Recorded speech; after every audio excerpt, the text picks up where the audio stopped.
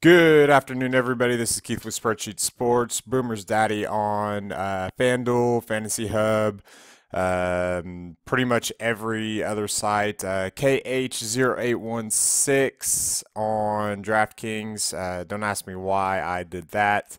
Um, Coming to you with a recap and learning from week one, some tips going into week two, and a lineup review. Actually, I've got a couple lineup reviews. This is going to be a little bit longer of a podcast. Normally, I'm going to split the recap and learning into one, and then a preview into week two with that, and then a lineup review into a different one, so you can kind of split them up. I didn't want to do that this week because I think everything kind of ties in together, and I'll explain a little bit why here in just a little bit. Basically, what you see on your screen is my FanDuel cash game lineup. You can see that it is got some pretty chalky plays in it, and a couple sleepers. If you really look at it, you can kind of see that I wasn't sitting pretty, but was sitting pretty by the end of the Sunday night games. I still had Sam Bradford, DeMarco Murray, Jordan Matthews, and Julio Jones going into the Monday night games. Just to give you guys an idea and a heads up, then this is the lineup that I put into the Fantasy Pros Expert competition each and every week. I will be doing my cash game lineup until further notice. If I get too far down, which I'm not, this lineup ended up placing 14th out of 77. And so this is pretty much what I roll with. I rolled with one cash game lineup. And I think there were only two people that ended up beating it. So I had a pretty good week as far as my cash games were concerned. And as you can see, or as you will see here in a little bit, I was just one or two players off in a lot of my GPPs. So overall, pretty good week. Hope you guys had a good week. I know we've heard some feedback on some good things that have happened, and people doubling their money and increasing their bankroll, which is always the goal, and I absolutely love hearing it. So if you have some good things to say, please send them my way. If you have some bad things to say, I don't mind hearing those either. We can sit down, talk about it, and hash it out. Maybe we've got a difference of opinions as far as what's a good play, what's a not. And I always like getting good feedback, whether positive or negative, because you never know what could end up swaying a decision and end up being good. I don't claim to be perfect by any stretch of the imagination. DFS is not a place where you can have a big ego.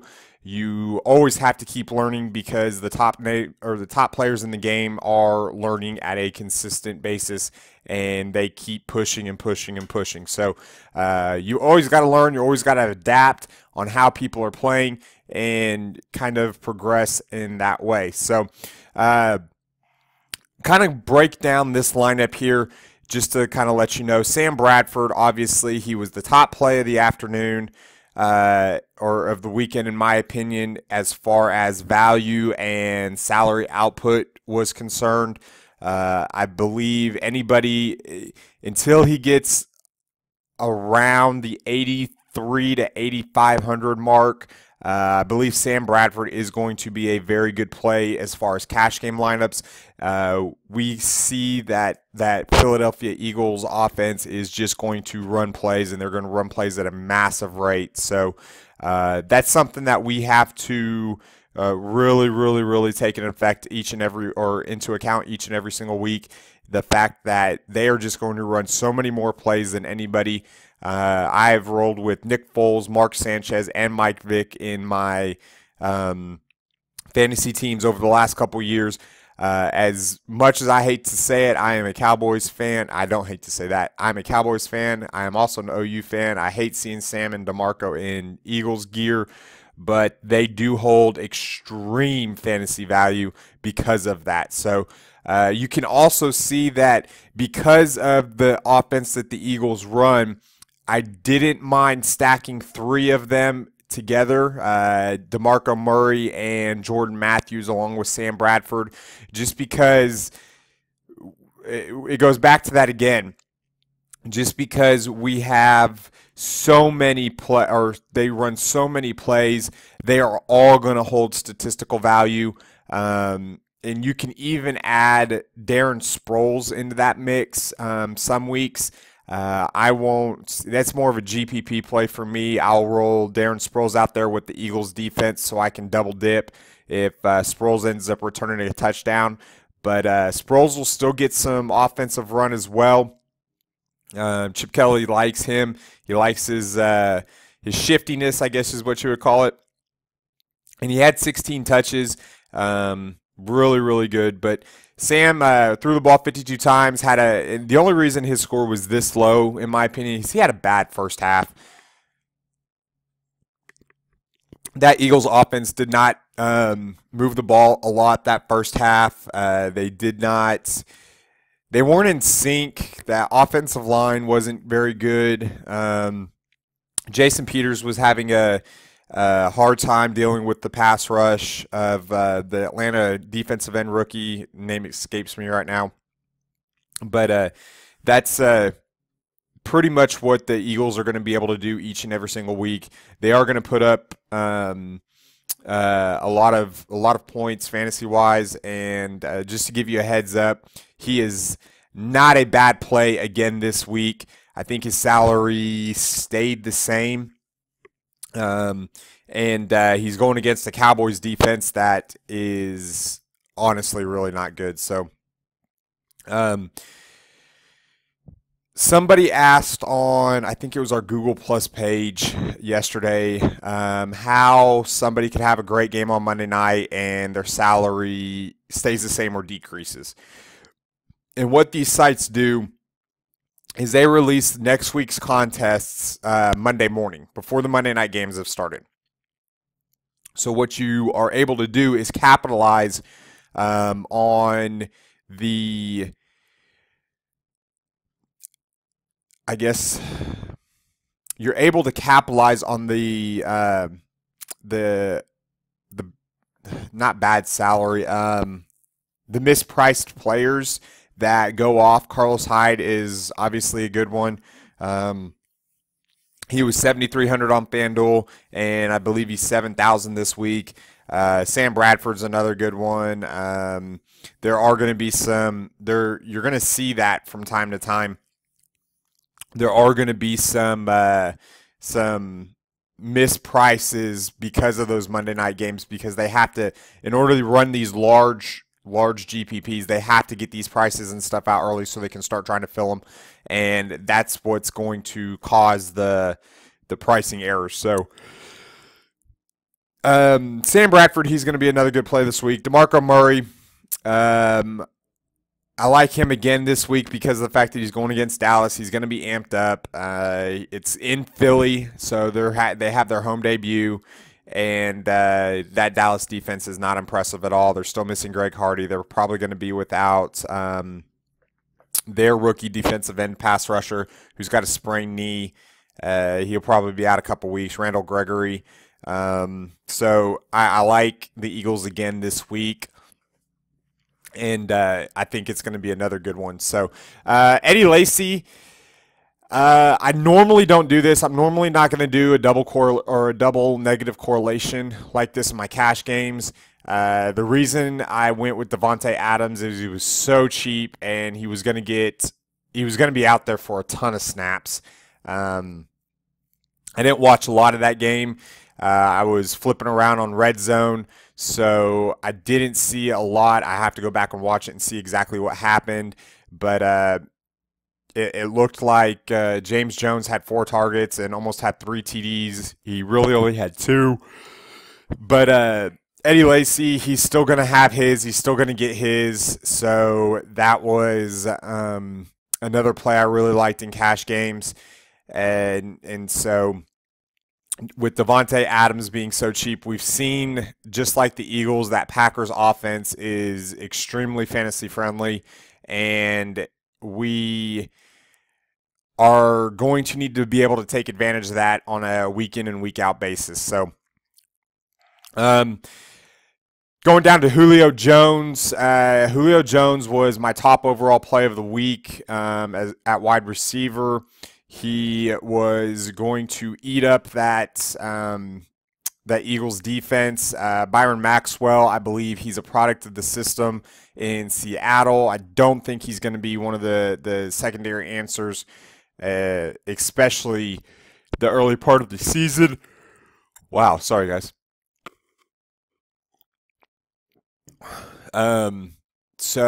Julio Jones, he's in my opinion, he's the second best wide receiver in football. Number one is obviously Demaryius. Number two is Julio. Number three is Dez. You can take and flip flop all three of those and probably still not have an argument. So Julio Jones, as long as he's not $15,000, will probably find his way into my lineups a lot of weeks as long as there's value to be had. So Charles Clay. I actually watched Charles Clay here in Tulsa, and he was more of an H-back system. He played tight end in Miami, and he just really was never used correctly, in my opinion. He had a hard time staying healthy as well. I believe he's going to have a really good year up in Buffalo, and he only had 63 yards on, I think it was 5 targets, but he almost had a touchdown, and he still had, for his value, not a bad play. What made it look so bad was the fact that there were so many tight ends that went off this week. So that's something that you're going to have to take into consideration. Is normally there aren't going to be as many tight ends that score 2 touchdowns. You had Travis Kelce, obviously Gronk, he's more likely to do it than anybody else. You had Tyler Eifert. There's a couple other ones that are escaping me right now. So I still like the Charles Clay play. Obviously, having a productive and profitable week in my cash games, I really like this lineup, and I make the same decisions again. Brandon McManus, I like Brandon McManus. He's got a leg. He's kicking in the thin air of Denver. It was going to be a nice weather game. I'm not so sure that Peyton Manning offense is going to score a lot of touchdowns early on in the season until they get kind of under their feet. That offensive line has got some work to do, and they've got to get used to Gary Kubiak's system. So Brandon McManus is going to hold some extreme fantasy value as long as he's in a controlled weather environment and he's able to capitalize off the thin air or good weather.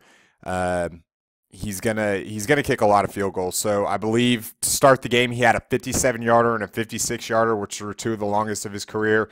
And honestly, I might be overstretched. They looked like they could have been good from 70 plus. We were watching that game, and it was absolutely crazy. One of my best friends was a kicker in college and kicks for one of the semi-pro teams here in town, and he said those were absolute bombs that he absolutely just crushed. Now, you can attest a lot of that to the thin air. Obviously, we know the Coors Field effect. You can say it's the same as the Invesco Stadium at Mile High for kickers.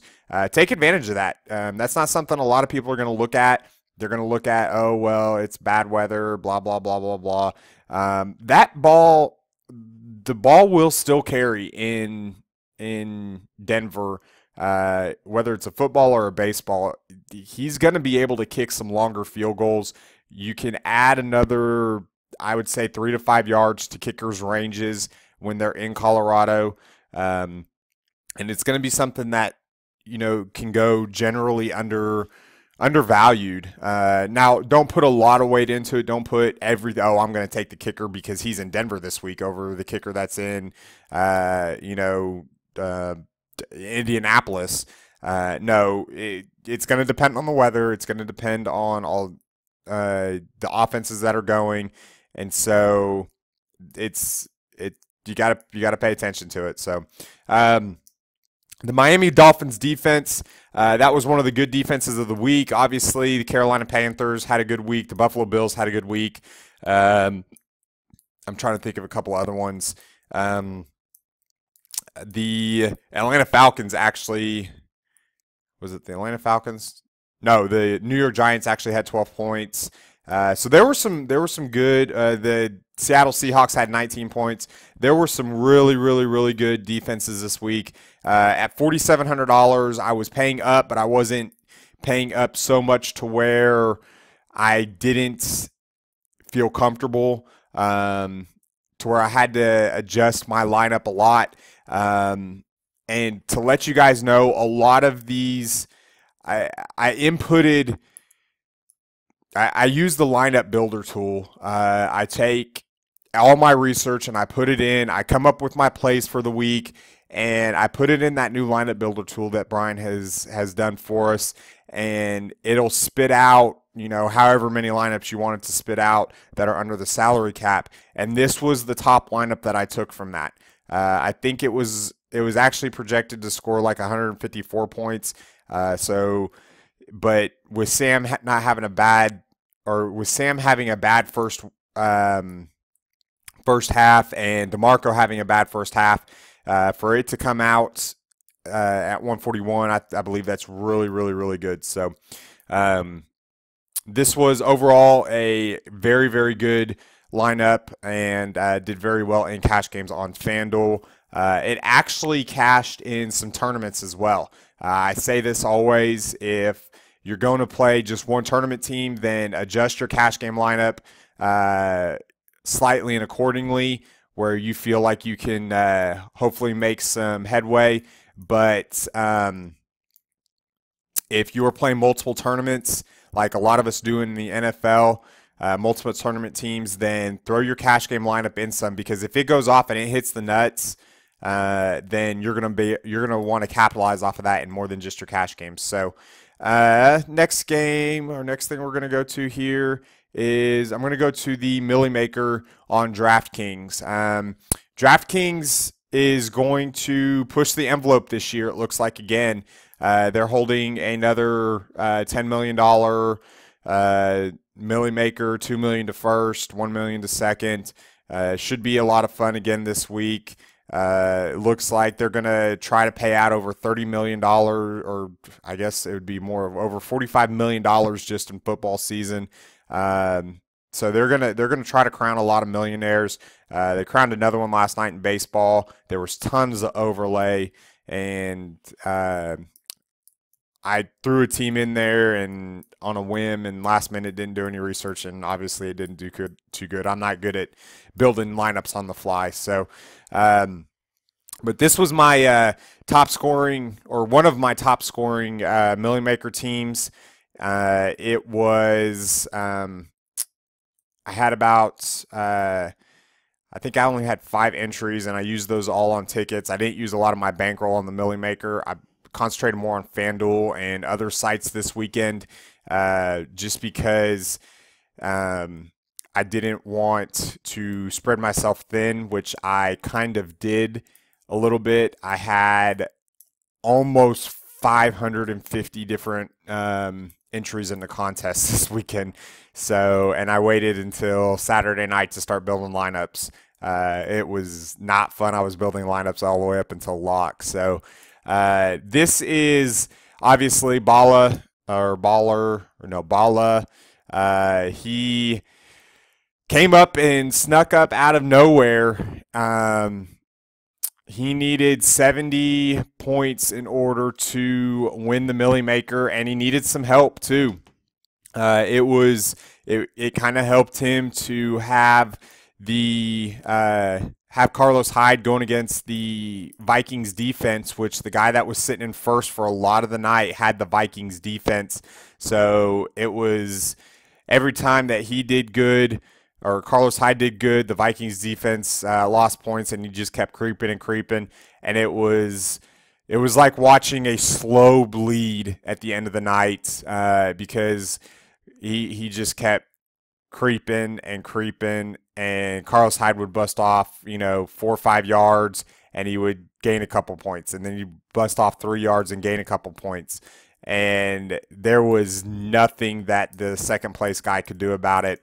And second place still walked out with $1 million, but man, to lose $1 million on yards, literally the last 8 yards of the game, that hurts a little bit, I bet.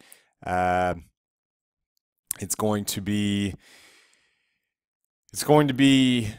very interesting to see how the Millie Makers turn out. Hopefully one of us wins it. Hopefully I win it. Hopefully we can all win it multiple times.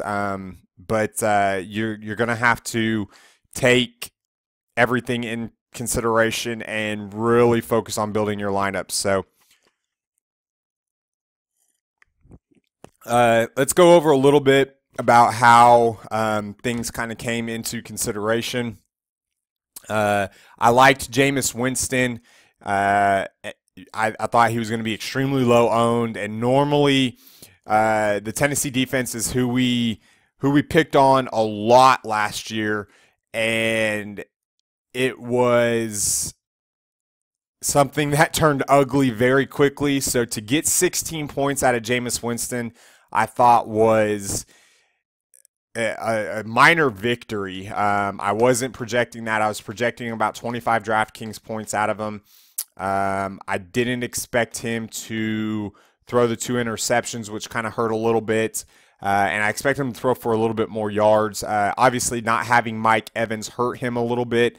So going forward, that's going to be something to look at. So Jordan Cameron had 73 yards, 4 receptions. Obviously, he was no Tyler Eifert, who had over 100 yards receiving, 2 TDs. If I pair Austin Seferian-Jenkins with Jameis Winston, then this lineup, I'm literally 2 or 3 players off from really competing. And a lot of it had to do with the fact that some of my bigger names didn't perform, or a couple of my bigger names didn't perform. Obviously, Calvin Johnson, he had a dud of a game. I don't foresee that happening every single week, but my brow is raised. I still like the Vincent Jackson play because of Mike Evans being out.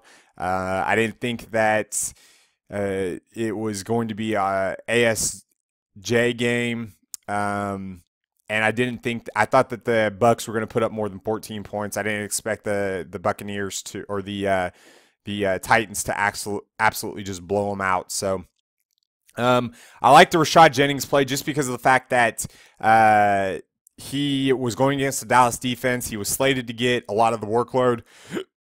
But he fumbled early on. He got it back, but he did fumble early on. He kind of started splitting time with Andre Williams. After that, take a wait and see approach on the Giants' backfield. See how that comes out.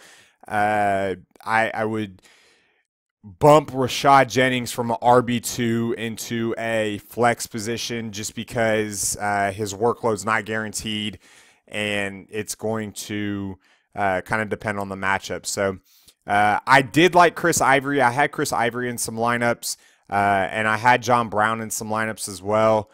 The only person in this in the Millie Maker lineup that I did not have some exposure on was Tyler Eifert. I did not foresee that happening. I thought AJ Green was absolutely just going to crush the Raiders defense and that there wouldn't be enough production to go around. The Raiders ended up bracketing AJ Green over the top, and so he could never really get really loose. The better days ahead for AJ Green. And obviously Tyler Eifert's not going to score 2 TDs every single week. And that's going to lead into, he's going to be the topic of conversation here in just a moment. I like Jordan Cameron.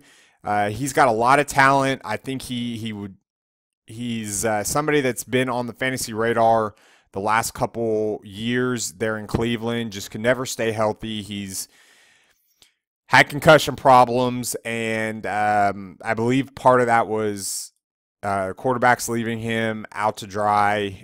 Not good quarterback play there in Cleveland. Obviously, we know Josh McCown left with a helicopter concussion. I say that because he pulled a John Elway, except it didn't go as well. And Johnny Manziel came in the middle of the first quarter, looked really good for the rest of the first half, and then absolutely imploded in the second half. Johnny Manziel could be a little bit sneaky if he starts showing some consistency, but you're definitely going to want to pay attention to that because he can make things happen with his legs and with his arm as well. The problem is that Cleveland doesn't have a lot of weapons there at his disposal. So Martellus Bennett, I thought he normally comes out really, really well in the first half of the season. Tails off towards the end of the half. I liked him against Chicago, or against Green Bay, I'm sorry. And he had a really, really good game. 5 receptions, 55 yards, and a TD. That's mostly that's what when you're looking at tight ends, that should be what you look for, is right there. You're not looking for obviously, it helps to get the 100 yards receiving, 2 TDs, stuff like that.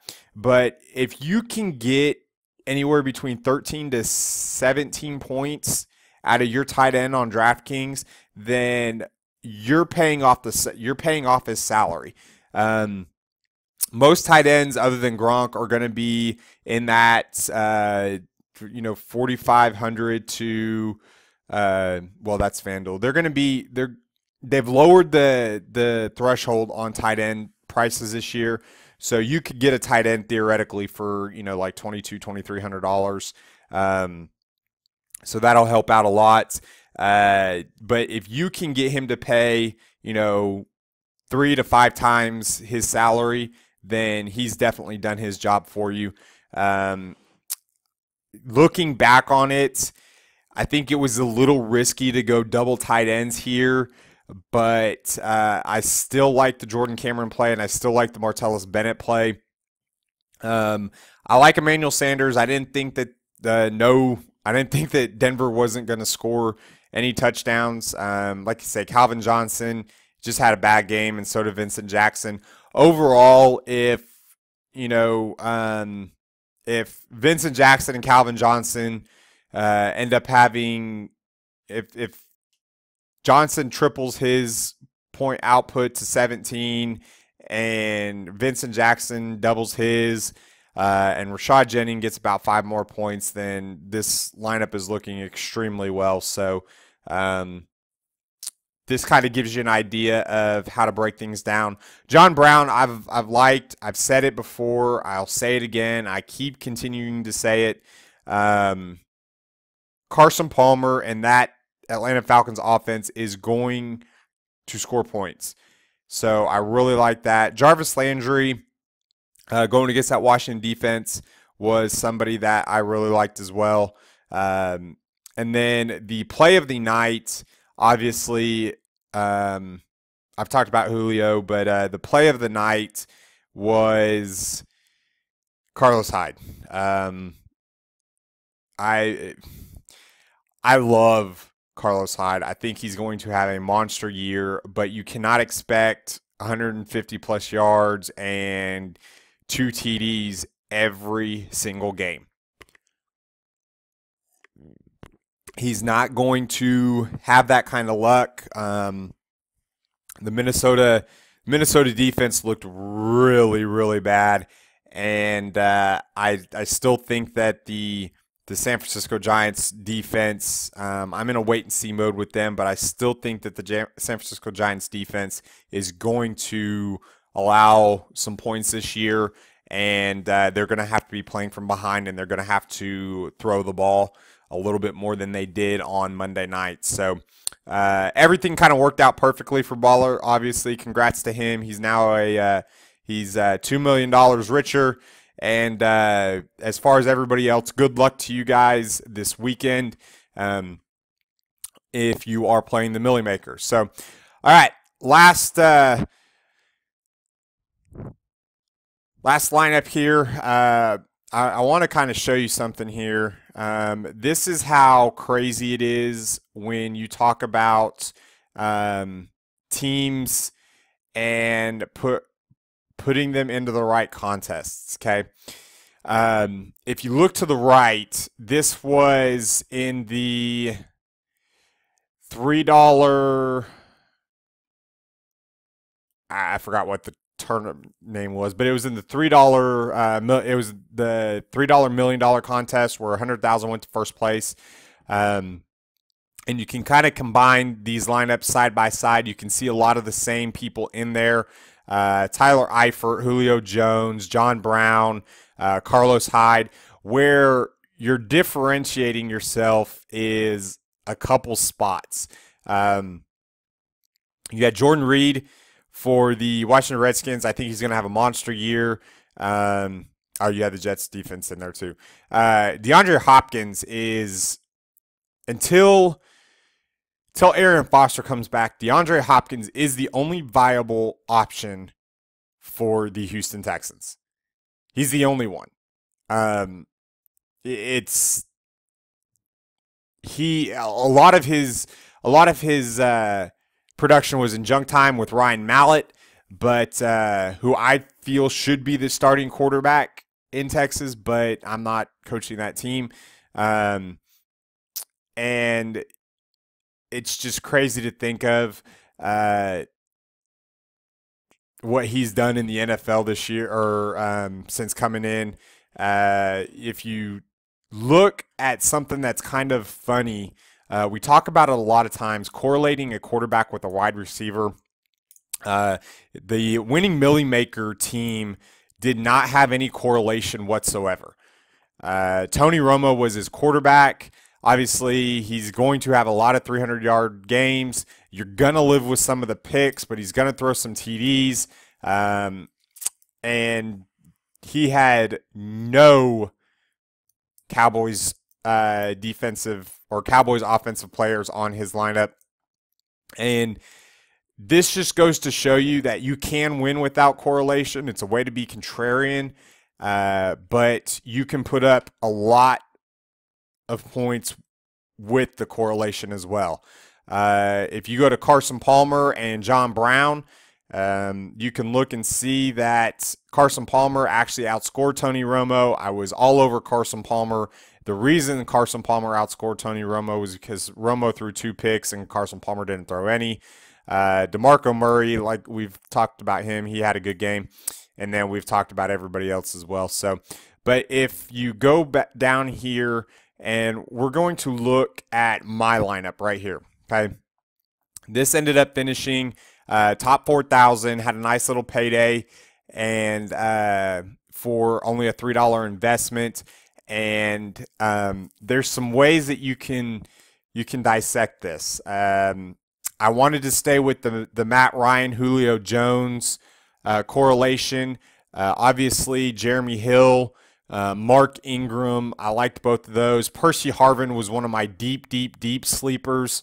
I think he's going to have a great year back under Rex Ryan, and Tyrod Taylor is going to help him out tremendously because Rex Ryan knows how to use him. I love Stevie Johnson. He was a pivot from Devontae Adams in a lot of my DraftKings tournament lineups because he was going to go extremely low owned. I think he was like 5% owned in this tournament. Jason Witten had a great game, 2 touchdowns, and obviously the winning touchdown. But if you look for I had Matt Ryan, Julio Jones, and Charles Johnson going into Monday night. And after the first game, I sat there and I looked at it, and I could have pivoted from Charles. I had it switched at one point, and then I was like, no, I'm going to switch it back. My first instinct and everything like that. And so it was extremely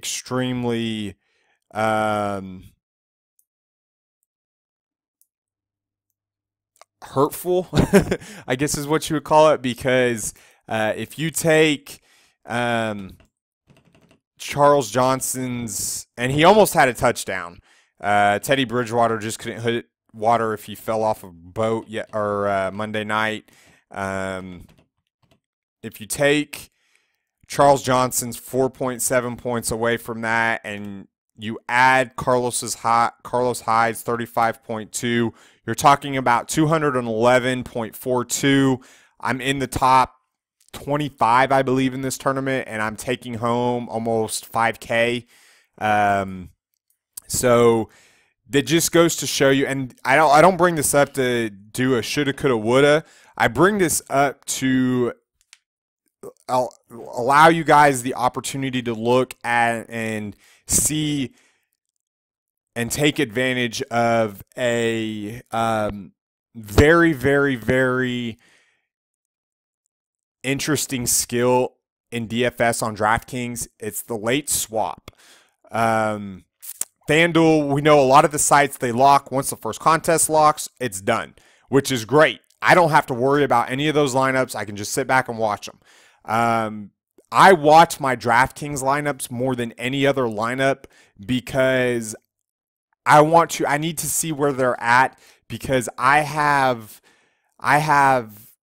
climbed up the leaderboard by pivoting off of a higher owned play and going down to a lower owned play that has just as good of a game, if not better, because he's lower owned.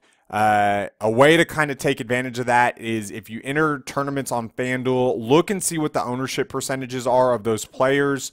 Go over and look at your DraftKings lineups and look at the what you can do, how you can pivot. Is it worth it? Sometimes it's not going to be worth it. Sometimes you're going to be kicking yourself, and then sometimes you're going to be jumping up and down for joy because that late pivot could help you take down a tournament. With your DraftKings lineup, you have to pay attention to it because there are opportunities, and those opportunities not a lot of people take advantage of. They like to sit back, watch. They're drunk by the Sunday night games. They're not paying attention during the Monday night games. They forget about it, especially this past Monday night where games started at 6 o'clock. You're talking about games starting at 4 o'clock on the West Coast. You're talking about the opportunity to get off of somebody that you thought might have been a good play or maybe was a good play, and then pivot to somebody who could be lower owned and have just as good. If you are sitting just outside the cash point in a tournament, you can make the decision, okay, do I want to min cash, or do I want to try to take a little bit more risk and jump up the leaderboard? That's only a decision that you can make. If I'm having a good week, then I might want to take a little bit more risk. If I'm having a really, really bad week, I might want to take a little bit more risk. And it depends on the lineup too, where it's sitting and what's sitting in front of you. So if you can, try to take advantage of that. Analyze the tournament field in front of you. See where you can pivot. See where you can go. And try to take advantage of that late swap if there's any viable options. A lot of times you're going to find that the only viable option is the option that you're originally with, but some nights there's going to be options to where you can pivot.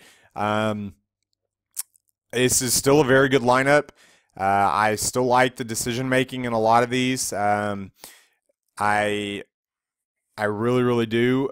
Do I wish I would have pivoted from Charles Johnson to Carlos Hyde? Yes, absolutely. I'm not going to lie. But I also look at the process, and I liked what Charles Johnson can bring. I liked the matchup. If Teddy Bridgewater hits him, he was still low owned. He was low owned just like Carlos Hyde was, so I wasn't gaining an advantage there. The only thing I was gaining the advantage of was the amount of touches that each was going to receive, and I didn't expect Teddy Bridgewater to be that inaccurate in week 1. So I still like the decision. Obviously, I wish I would have made the other decision, but it's going from there. So, okay. One more thing I want to talk about here before I get out is Mr. Tyler Eifert, Mr. Carlos Hyde. Let's see here. Who else can we pull up that is going to be there?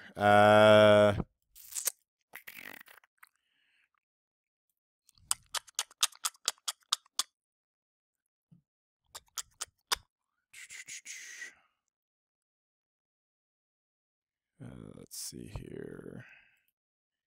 And okay, yeah. So I want to talk about the tight ends that went off this weekend. We're going to go to this one since it's got both of them. Tyler Eifert and Carlos Hyde. There are players that have not necessarily breakout games, but have career days in the NFL. It happens every single week. It happens a lot. And one thing that we have to be extremely careful of moving forward is not setting unrealistic expectations of what our players are going to be doing. I've talked about it a lot in MLB. Recency bias is one of the biggest things that you can take advantage of in the DFS industry. I talked about it when previewing the NFL. Last year, Ryan Fitzpatrick came out and he threw 6 touchdowns. The next week, he was the highest owned, and he threw for 0 touchdowns and barely 100 and I think it was barely under 200 yards. So, be careful. I'm going to tell you some of my top fades this week are, as of right now, is going to be Tyler Eifert. I don't think that he's going to. Obviously, he's still capable of having a good game. I'm not saying that, but his ownership percentage is going to skyrocket. I think one of the with so many tight ends scoring 2 TDs this week, I think everybody's going to be like, oh, well, I can, tight ends score a lot of TDs every single week. I think that some of your players that came out, I think James Jones is going to see an obvious spike in ownership percentage.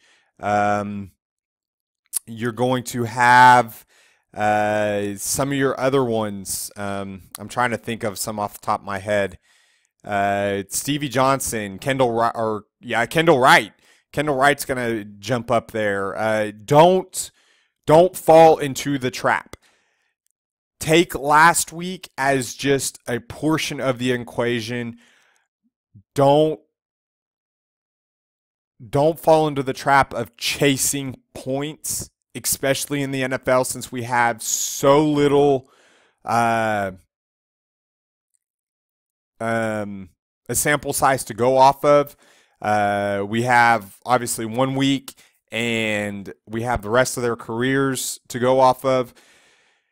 Be careful. Be extremely careful. I'll talk about it a little bit later on in a couple other podcasts. I just wanted to give you a preview and a heads up. I will be fading Tyler Eifert this week. I faded him last week, but it wasn't because I didn't like the matchup. It's just because I liked others in better spots. That one obviously didn't work out, but I just thought that AJ Green was going to have a great game. But you can't chase the points, especially in the NFL. Don't be the public and fall into the trap of, oh my God. I've seen a lot of lineups come like that, and sometimes it's going to bite you, but more than likely, more times than not, it's not going to. I'll give you guys an idea of what my plays are going to be a little bit later on in the week, but just keep an eye out. I will not be chasing points. I definitely will not be chasing Tyler Eifert. I will not be chasing Kendall Wright and players like that. Carlos Hyde is obviously, he's still going to be a good play in because his salary probably decreased because he's one of the Monday night games, but you can't expect 35 points out of him each and every single week. So, all right, everybody. I know this one kind of went a little bit long. Congratulations again to Bala, who took down the Millionaire Maker. He's now a $2 million proud owner of some hard-earned cash. And good luck to everybody. Congratulations if you had a great week. We've got a lot more content coming out this week. Be on the watch out for Fantasy Hub. Get over there and check us out at Fantasy Hub. What they're doing is very unique to the DFS industry. Read our review on the website over there. They've got some great free rolls and stuff going on over there. Obviously, there's a lot of DFS action that's going to be out there again for week 2. NFL is here, and it is the king, so let's make it a profitable one for us. Spreadsheet Sports. I am Boomersdaddy. Like the YouTube page. Hit us up on Google Plus, at Twitter at Sheet Sports, or on Twitter at Sheet Sports, or at BoomersDFSDaddy. Hope everybody enjoyed and have a great week. Goodbye, everybody.